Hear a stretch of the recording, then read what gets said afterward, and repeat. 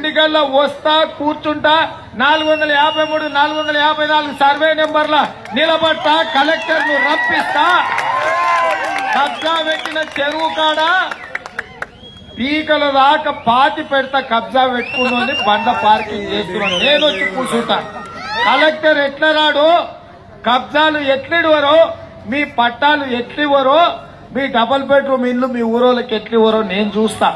మీ తరపున నేను కొట్లాడతా మల్లారెడ్డి అల్లుడు మర్రి రాజశేఖర్ రెడ్డికి సంబంధించిన కాలేజ్ ఏదైతే ఉందో నిన్న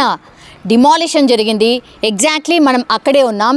ఇది మనం చూడొచ్చు institute of aeronautical engineering college Dundigal అన్నటువంటిది సో ఎగ్జాక్ట్లీ మనం ఆ క్యాంపస్ దగ్గరనే ఉన్నాం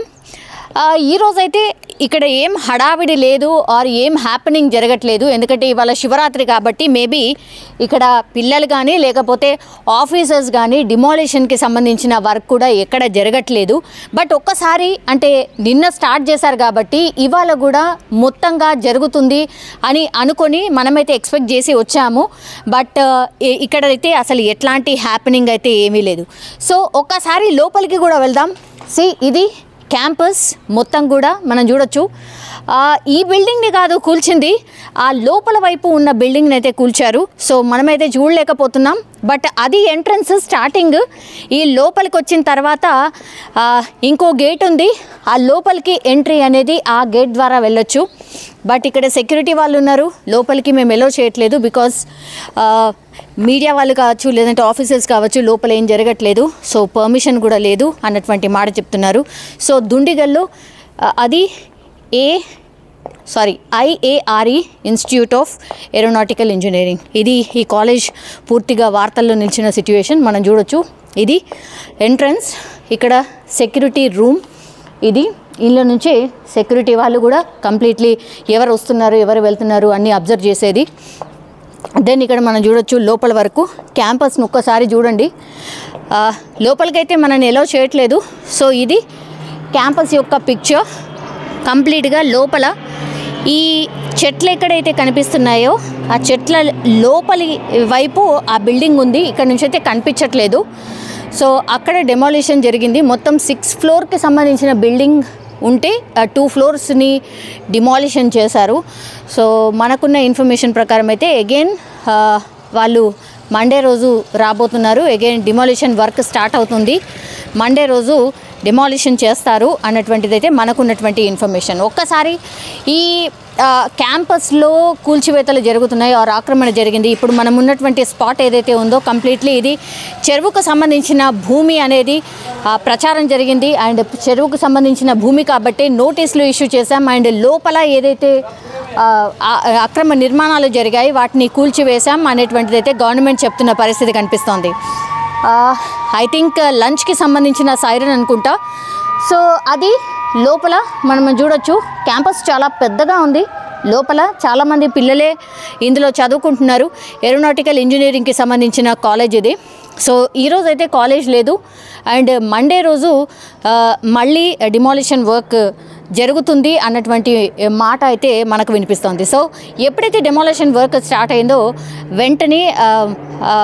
మర్రి రాజశేఖర్ రెడ్డి కావచ్చు దెన్ మల్లారెడ్డి కావచ్చు వెంటనే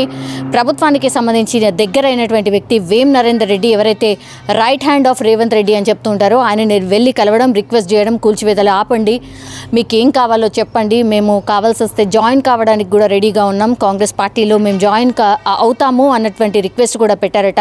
మా మాటగా మీరు రేవంత్ రెడ్డికి చెప్పండి అనేటువంటిది బట్ మనందరికీ తెలుసు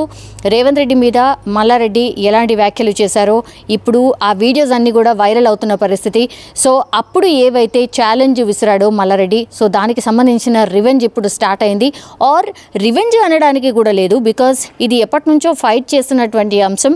ఇప్పుడు ఎవరైతే అధికారంలో కాంగ్రెస్ పార్టీకి సంబంధించిన నాయకులు ఎవరైతే ఉన్నారో అండ్ ఎస్పెషల్లీ రేవంత్ రెడ్డి ఎవరైతే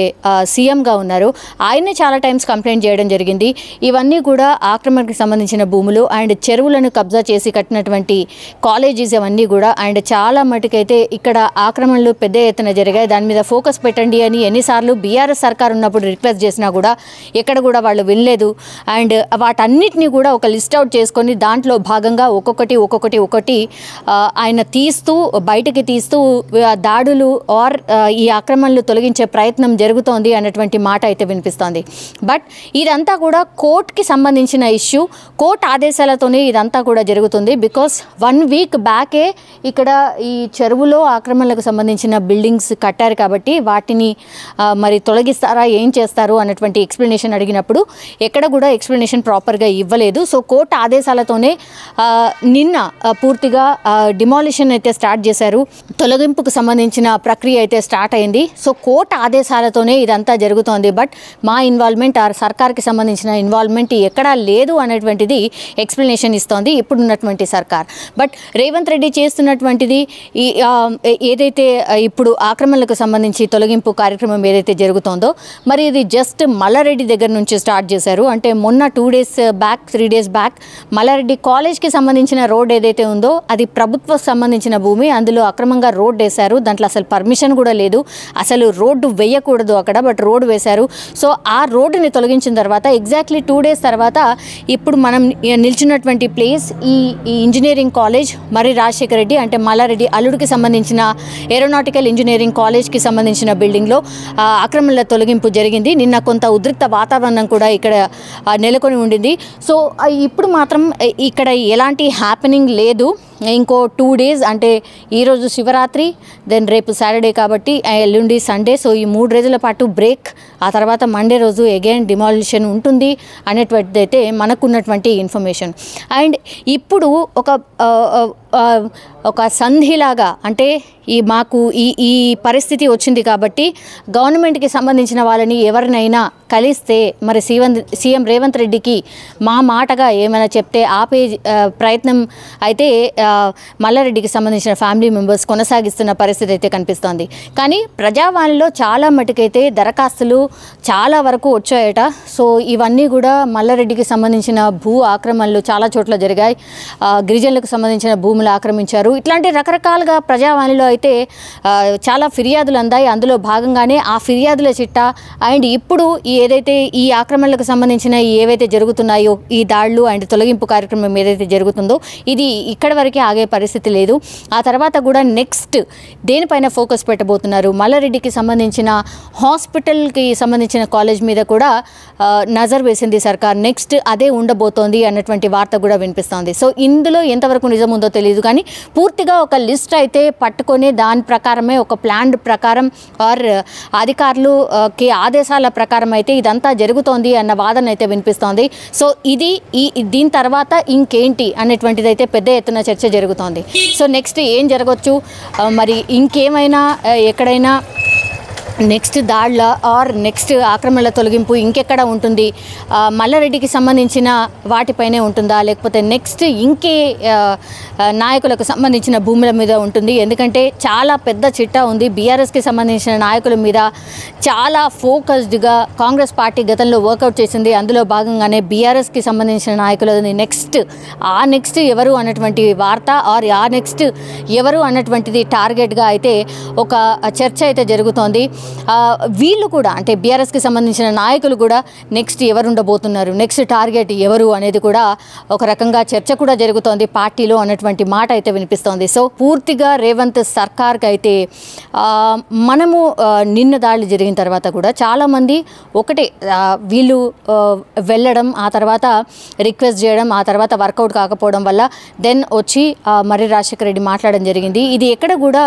ఆక్రమణకు సంబంధించిన భూమి కాదు, ఇది చెరువుకు సంబంధించిన భూమి కాదు, మేము అన్ని పట్టాలతో సహా మా దగ్గర పూర్తి ఎవిడెన్సెస్ ఉన్నాయి, ఇవి మావే అన్నటువంటిది అయితే మా దగ్గర పూర్తి ఎవిడెన్సెస్ ఉన్నా కూడా ఇట్లాంటి జరుగుతుందా, ఇది కక్షపూరితంగా జరుగుతుంది అన్నటువంటి మాట అయితే ఆయన చెప్పినటువంటి పరిస్థితి కనిపిస్తోంది. బట్ ఎక్కడ కూడా అధికారులు అండ్ కోర్టు ఆదేశాలతో